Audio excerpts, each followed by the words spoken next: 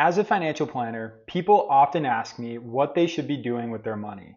Today, I want to talk about the opposite. What are things that I rarely recommend? Over the years, I've noticed that many financial mistakes don't come from a lack of knowledge. They come from doing things that sound smart, but often create unnecessary risk, stress, and complexity. Now, there are exceptions to every rule, and every situation is different. But here are 6 things that I rarely recommend as a financial planner. First one is trying to time the market. This is probably the biggest one. I regularly hear questions like, should I wait for the market to drop? And is now a good time to invest? The problem with market timing is that it requires you to be right twice. You have to know when to get out and you have to know when to get back in. And most investors struggle to do either consistently. What usually happens is that people sell when they become nervous and get back in when they're comfortable again. Unfortunately, that's often the exact opposite of what leads to long-term success. Instead of trying to predict the market, I prefer focusing on the long term and staying invested. Number 2 is keeping too much cash. Don't get me wrong, having an emergency fund is very important, but occasionally I see people that keep years worth of savings in cash because they're afraid to invest. The challenge is that cash loses purchasing power over time due to inflation. And while cash feels safe in the short term, it can be risky over the long term if your dollars are not growing. Cash is a great tool for short-term needs, but it is often not the best strategy for long-term wealth building.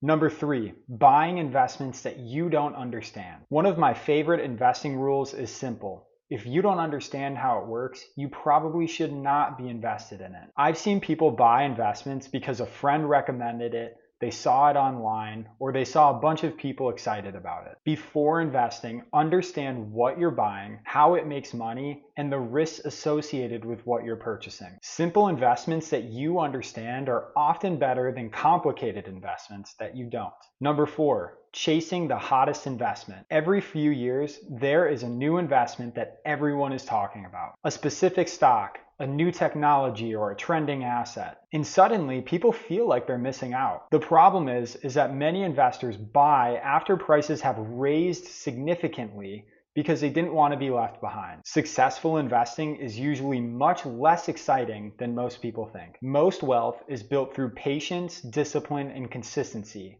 not chasing the next headline. Number 5, taking more risk than necessary. Many investors automatically assume that more risk leads to better outcomes. That's not always true. The goal is not to achieve the highest possible returns.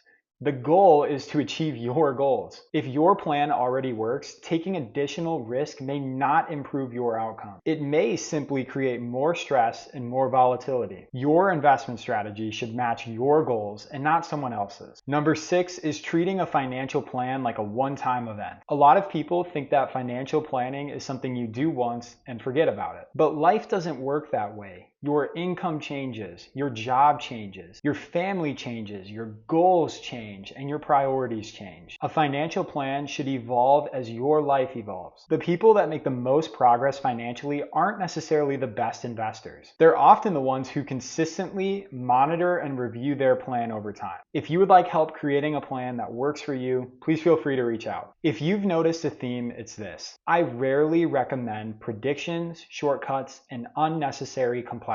Instead, I usually recommend things that are in your control. And while these are basic, these create financial independence. Saving and investing regularly, living below your means, staying disciplined during market volatility, sticking to your plan. These habits may not be exciting, but these are the ones that tend to work. If you like videos like this and would like to continue learning more, please consider liking and subscribing. Thank you for watching and take care.